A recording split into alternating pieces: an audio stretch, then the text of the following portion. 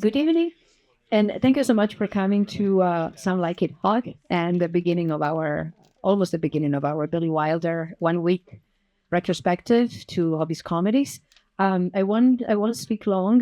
This is part of something we started a couple of few years ago when we did a Douglas Sirk series, and then last year we had Lubitsch, and and it's really a way to underline the cultural and artistic influences brought in by the European immigrants that came to Hollywood between, in the 20s and 30s. It's an amazing contribution that they brought to American cinema, and they're all very distinctive from each other. So this is very, very different from Lubitsch, and I am thrilled that we have a historian and a scholar here that has knows Wilder's work intimately. He was already a guest when we did Dial M for Murder. He spoke about 3D because of his last book, Hollywood Filming the 50s.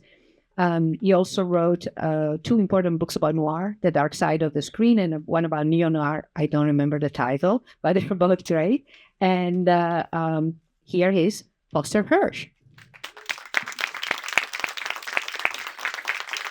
Good. Thank you.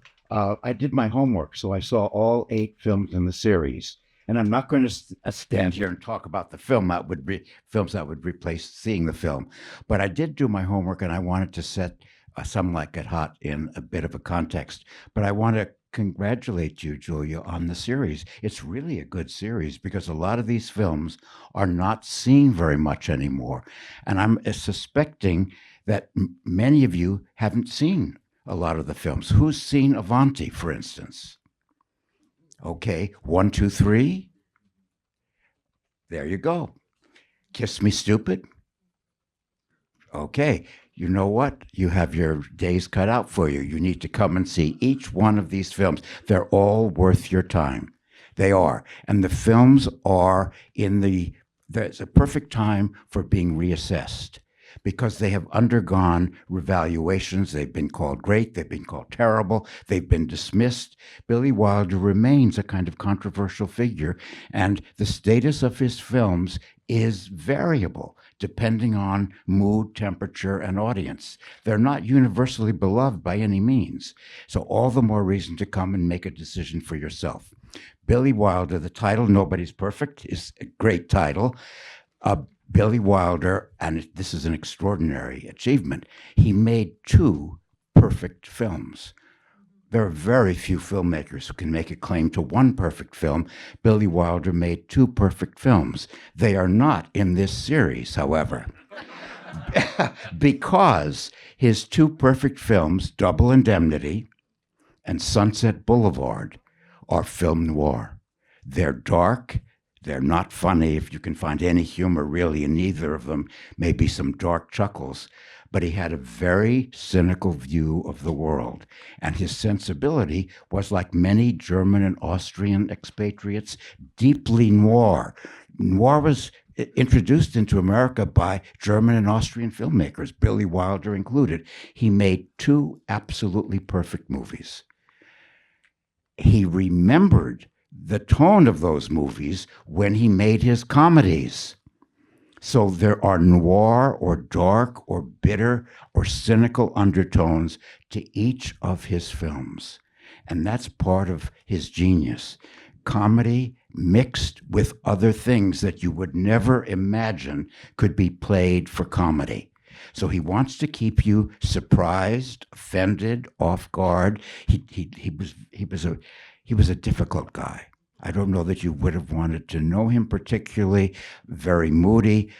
He had sex on the brain. I guess most people do, but he acted it out in his career. His films are populated by people with sex on the brain. They have sexual maladjustments and sexual desires that drive them to murder and other things. So I don't know if sex is the greatest thing in a Billy Wilder film. It's very complicated, but that's what his films are all about.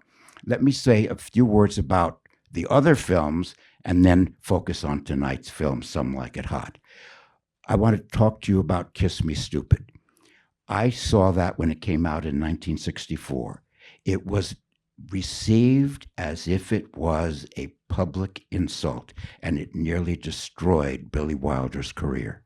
I can't tell you the anger, the contempt with which that film was received in 64. It was despised as a work of moral insult. You'd think he committed some kind of a crime.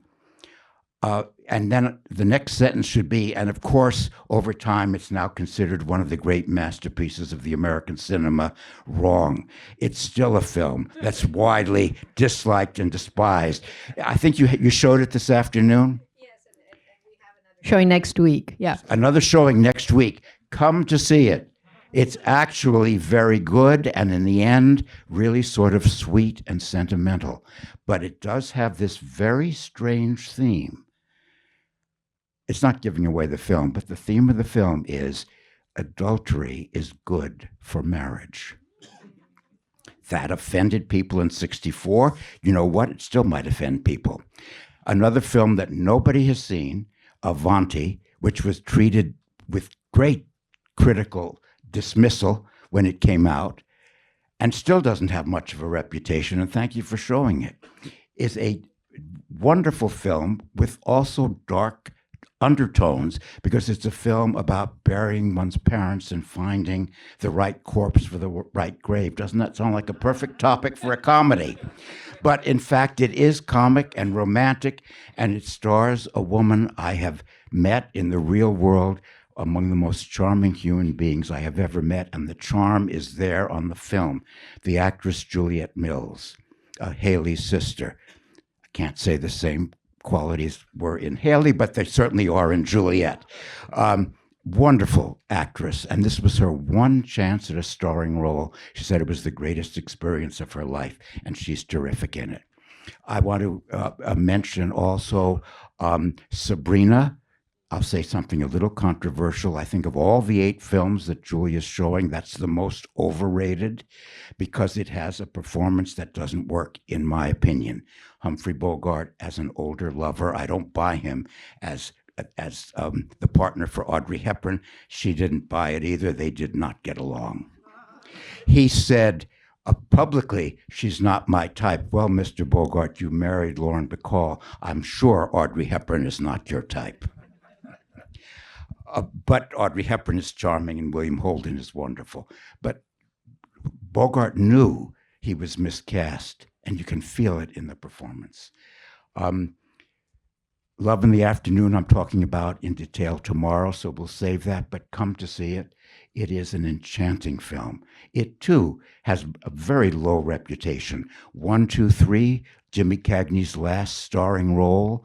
I've seen the film twice in recent times, one time with an audience that didn't stop laughing the entire film.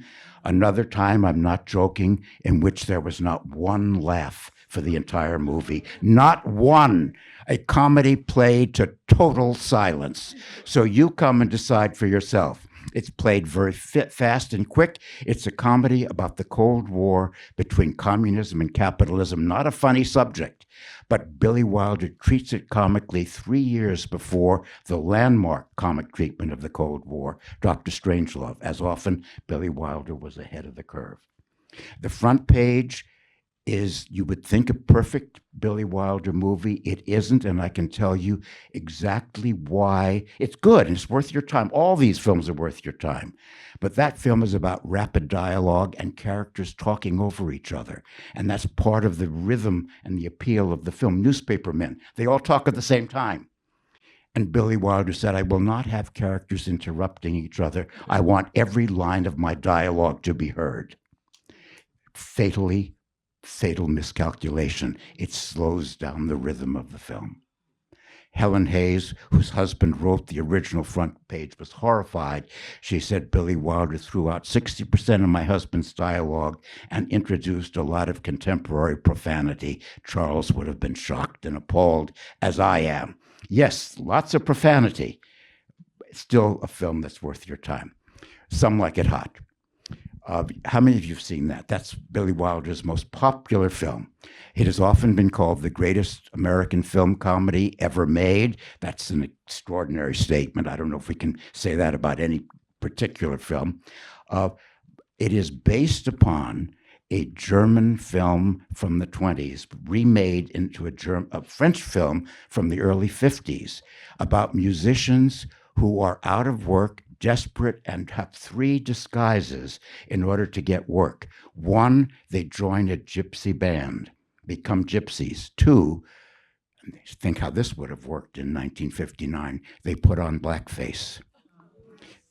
No go. Billy Wilder recognized that. Three, they become women. They dress up as women. Billy Wilder said, let's focus on that. And remember, in 1959, drag and sexual fluidity, or even any implication of homosexuality and lesbianism, all verboten subjects in commercial American films. And here's a film that throws it in your face. How could it not have connotations of a gay subtext? Of course it does. So, but he focused on drag, and he said, if it's just money, once they get some money, they just dress up as men again and the story's over. So we have to add something else. And it was Billy Wilder who had the brilliant idea of having them as eyewitnesses to the St. Valentine's Day Massacre. They're in hiding for their lives from the gang. So he added the criminal element, and that's just a terrific thing. So here's a film that opens with violence, with guns, with corpses. Sounds like comedy, right? David Selznick said to Billy Wilder, you can't have all these crime scenes and all this violence in a comedy. It'll never work. And Billy Wilder said, oh, yeah? And he did it anyway. And you'll see, of course it works. It's a brilliant film. Casting was a problem. Originally, and what was he thinking of? For the Jack Lemmon role, he wanted Frank Sinatra. Can you imagine Frank Sinatra in drag? Not in a million years. Not in a million years. Frank Sinatra was shrewd enough to recognize that he made an appointment for lunch with Billy Wilder. He didn't show up. End of Frank Sinatra and Some Like It Hot. Jack Lemmon chose Billy Wilder. Billy Wilder chose Jack Lemmon and immediately fell in love with him, not sexually, but as an actor, and recognized, though Jack Lemmon didn't recognize it, that Billy Wilder recognized Jack Lemmon would remain his favorite actor because, and this is a brilliant perception on Billy Wilder's part, Jack Lemmon was all American, B, sort of nebbishy, and C, incontestably, unavoidably not Jewish.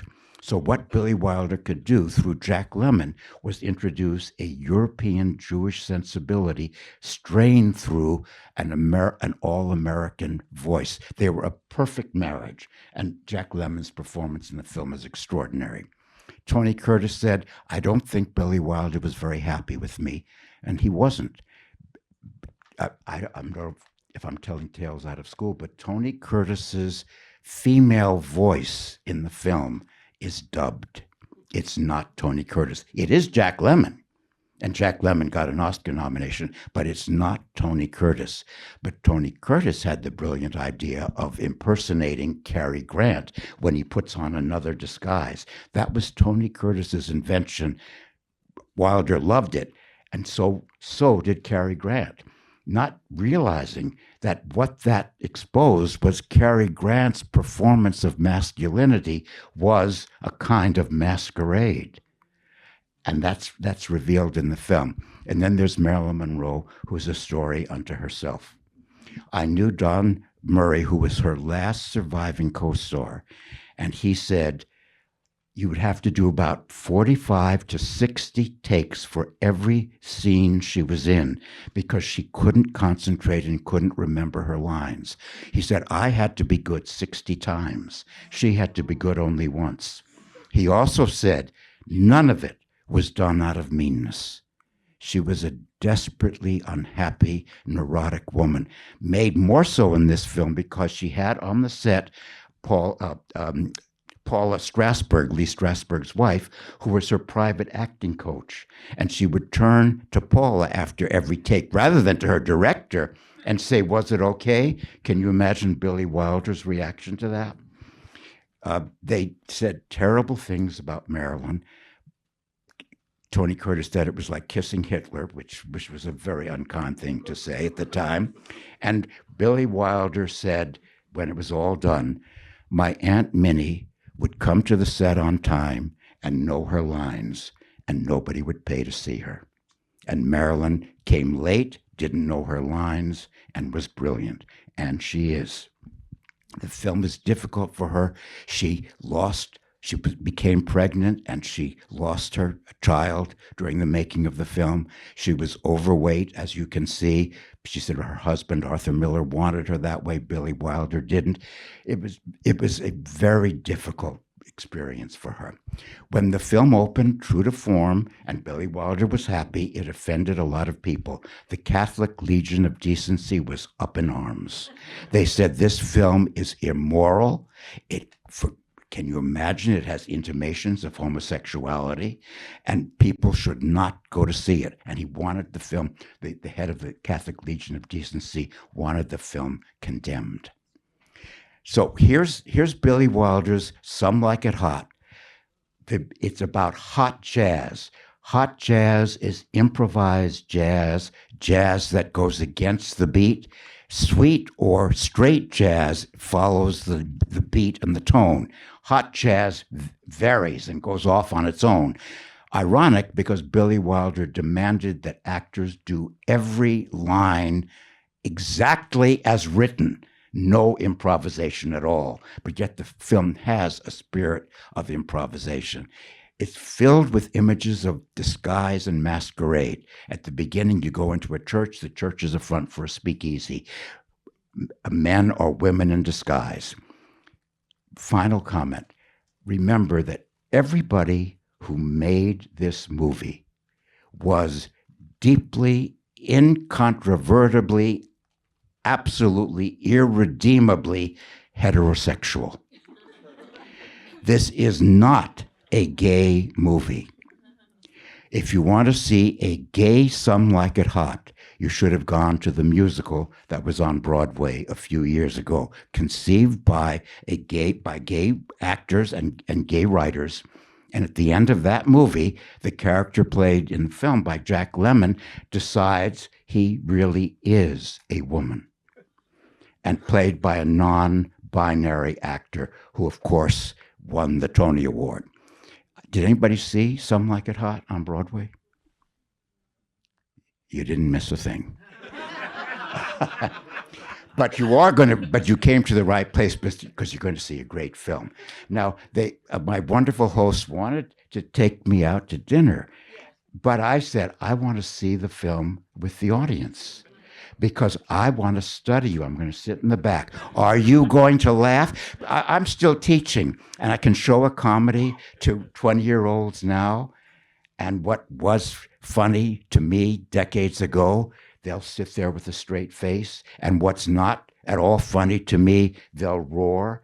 So I don't know this audience, but I'm going to know you a lot better in a couple of hours. How are you going to react to this film? Are you going to be the 1, 2, 3 audience that sat tight, or the 1, 2, 3 audience that laughed at every line, or a mixture of the above? We'll see. But come to every film in the series. Billy Wilder's worth it.